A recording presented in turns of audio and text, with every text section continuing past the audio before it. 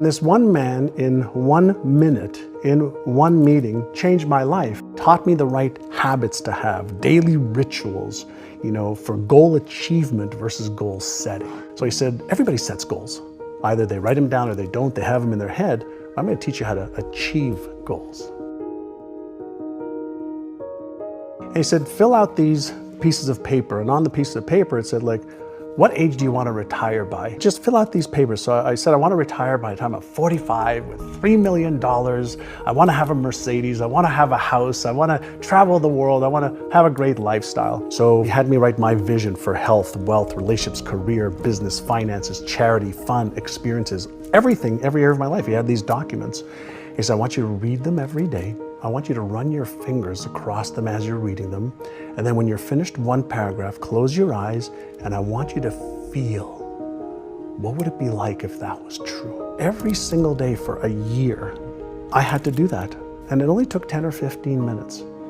And there was also beliefs. You talked about what else was in there. He also asked me to write down, what would you have to believe about yourself in order to achieve those goals? I said, well, I'd have to believe I'm smart enough, but I don't. He goes, I don't want to know what you don't. He says, what would you have to believe? Well, I have to believe I'm smart enough. I'd have to believe I'm deserving enough. I'd have to believe I'm worthy enough. I'd have to believe I'm capable of doing this. I'd have to believe these things. I wrote out a bunch of things, and he added a few more. He says, great. Now I want you to record those things. And on your way to work, and on your drive to look at real estate homes, because it's 19 getting to real estate, you listen to those over and over and over and over and over again until you can recite every single one of them. So he taught me the power of repetition. My brain was screaming, that's bullshit. That's not true. You're not successful. You're not earning that amount of money. You're not smart. You're not this. But I was also taught at the same time that when that happens, first and foremost, that's normal. That's the old self and the old patterns trying to fight for their life. And he said, with repetition and emotion and consistency, initially it's hard, and you have to use conscious effort to create the new beliefs.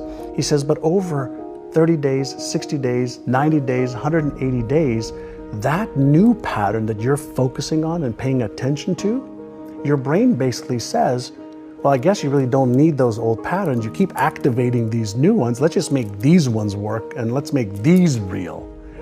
But I wanted to understand what happened. I was a voracious student. I wanted to understand how. If you're asking me to use affirmations, like how specifically, why, how does it work?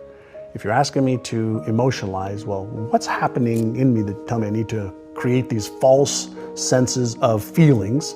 I want to know why it works. It has to do with circuits in the brain and neurochemicals that are released.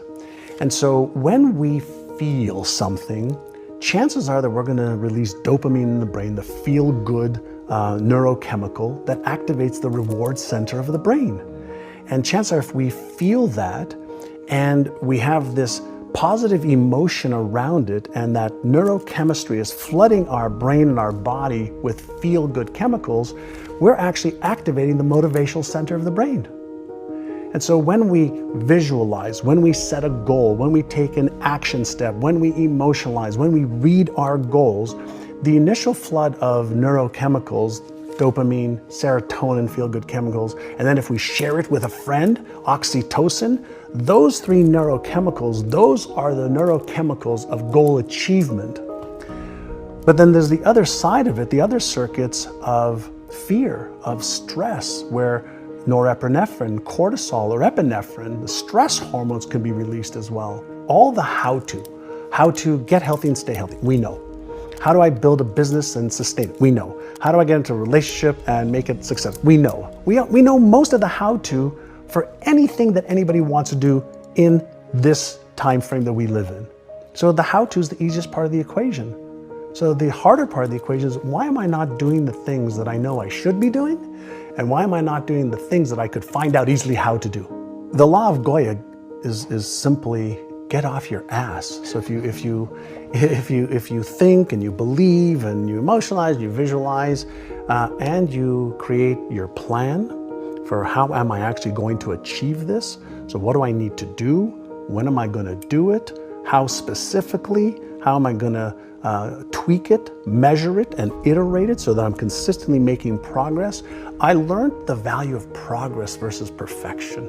Little incremental gains every day, every week, every month, every quarter. And even when you move backwards a couple of steps, what's the progress that you made in what you learned? We took 75 agents, randomly. Agents said, hey, do you want to get into a 6-month program to like retrain your brain, your subconscious brain, around your beliefs about what is possible for you to achieve, around your habits of what you have to do in order to achieve that. And we focused on retraining their subconscious mind. And so for 6 months, they had to go through a process of listening to certain audio tapes, reading certain materials every day, and following the process of training their brain, specifically their subconscious brain, which controls 95 to 98% of all of our thoughts, emotions, and behaviors today. And within 6 months, that group increased sales by $100 million. And it wasn't because we taught them any more skills to be real estate agents. We taught them how to change the way they thought about themselves. We taught them how to change their habits. And so when we take, let's say, visualization, right? And you start to see yourself, even if the picture is not clear in your mind, of achieving the next level of your success, whether it's releasing weight and keeping it off, getting into a relationship that you love and are happy in, whether it's to make 2 or 3 or 5 times more money and live a certain type of lifestyle that allows you to do the things that freedom with having money allows you to do. If you start in your mind first and you impress that through conscious efforts into the subconscious mind, it then causes thoughts and emotions and behaviors. Part of the work that I love to do now is really help people understand, what is your story?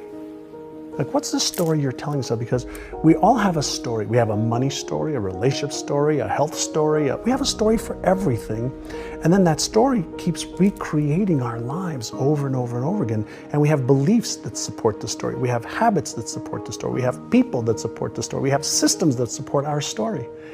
And so my question that I always ask people, who would you be with a different story? If you liked the video, a sub to the channel would be incredible, and also share the video to spread the word. You can watch another video, just click left or right. Keep inspiring.